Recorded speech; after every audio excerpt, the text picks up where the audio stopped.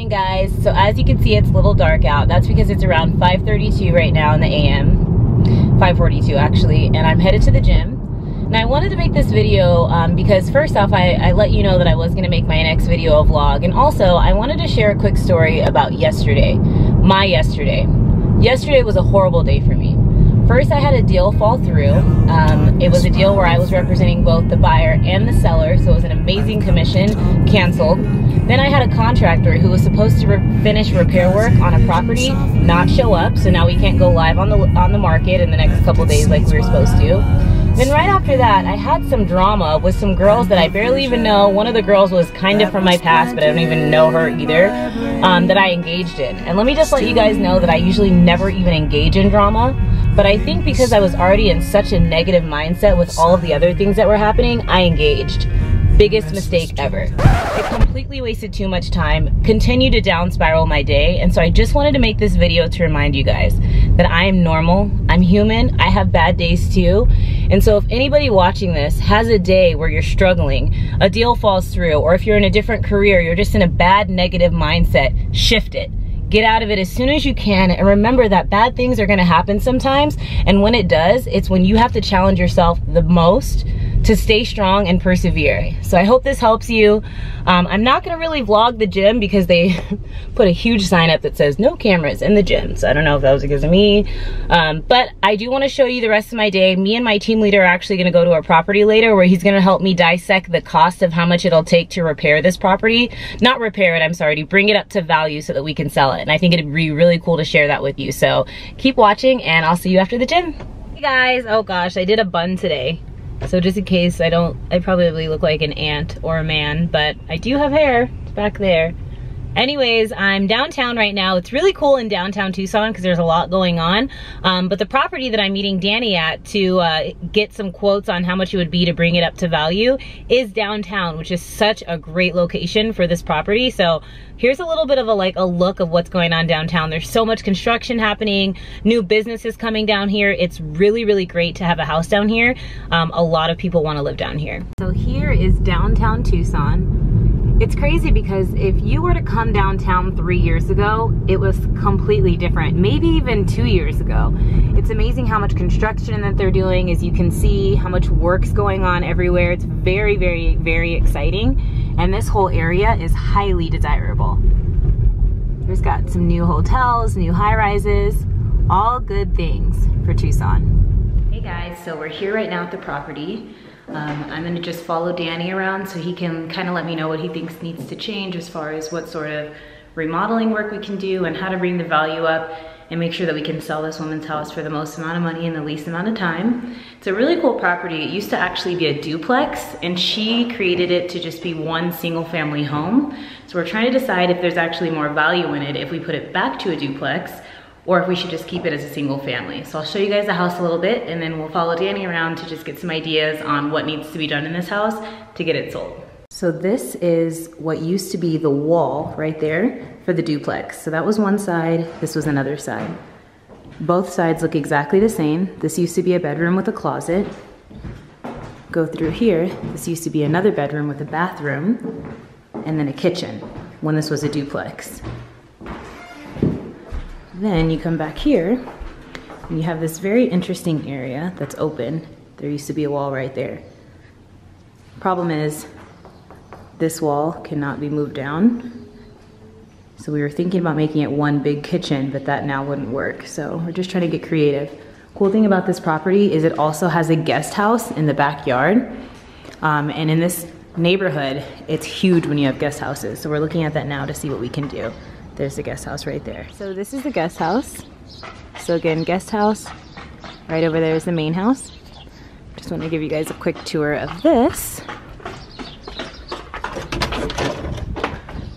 So it's really cute. Right in here would be your little hangout area.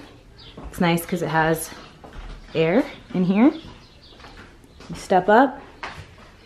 This is your kitchen. Then you come over here. Keep in mind, guys, this is a guest house. That's why everything is a little bit smaller. Here's your bathroom. And then here would be your bedroom, which works again because you got the air right there and you got a closet. So the way that the guest house is set up definitely works as far as showing the buyer how it would work, as far as it being functional. Unfortunately though, the main house is where we're gonna see the biggest issue.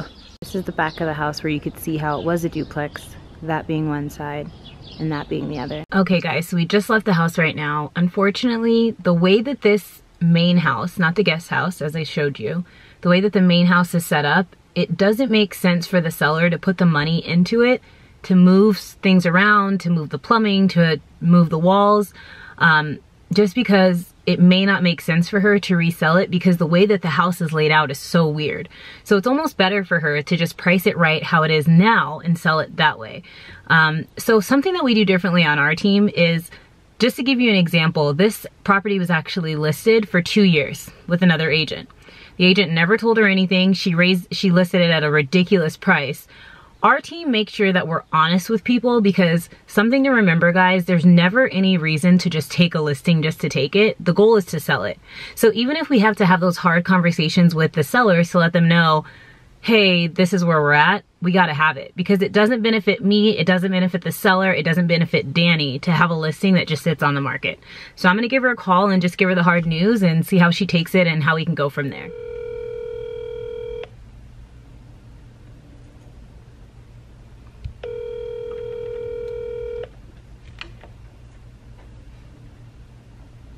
Lily? Hi, how are you? Oh, I'm doing okay. I was out walking a little bit this morning. Oh, nice. Because I missed your call. Do you just usually walk around the neighborhood, or where do you go when you go for walks? Well, I usually walk down, gosh, I didn't know you were coming today, so I would have not walked. Oh, that's okay. I was trying to get to walking again because I quit when it got cold. Oh, I'm so glad. So that's why I'm in such terrible shape right now. Well, that's great that you're doing it. And yeah, no, it's either go with it or not. Yeah. The program. Well, anyway. I just stopped by with Danny today. He wasn't available, unfortunately, yesterday, but it was okay because we were able to get in with the key and everything. So good. We walked through the house a few times, and there was a few different possibilities that we were considering, and then we were like, this won't work. So this is what we came up with, and I wanted to talk it with you and kind of just get some feedback on how you're feeling. The first thing that we thought could be an option would be to figure out a way to make it just a more coherent single family home, something that made more sense as far as having one kitchen, one laundry room, one everything is you would usually see in a single family home. The problem that we found with that is that the home is actually, it's almost like it's flipped backwards. So yeah, so we were having an issue with, okay, well, if we put the kitchen right here, then you're gonna have to walk through the guest bedrooms and the bathroom and all these things to get to the kitchen, which is usually not, it doesn't usually make sense for most buyers. So we are walking through it in the mind of a buyer and how can we sell this to a buyer. The problem that we came up with is we're thinking of families. It's gonna be tough for families just because of the layout of it with kids. So then we decided, okay, well maybe it'd be better to turn it back into a duplex.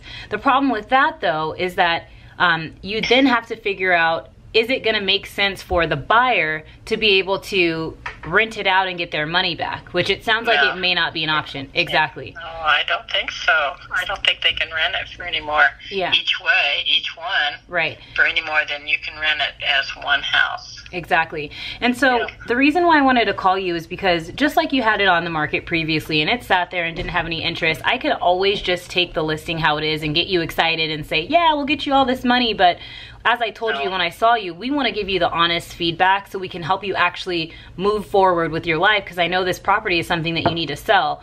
And so we do think at the price that I mentioned to you, the 500 would be a max. It would almost be better for leave it as is and sell it exactly how it is, but the price would just have to come down, kind of like what we talked about the other day. And at the 500 amount, we think that we could at least get some interest and then do our magic to negotiate to bump people up higher. Yeah, but I think the 500 is pretty low because I think that's set up for a first time home buyer. Okay. And that's not my market. You know, I would rather sell to somebody from California because I have a double lot and there's no other double lot.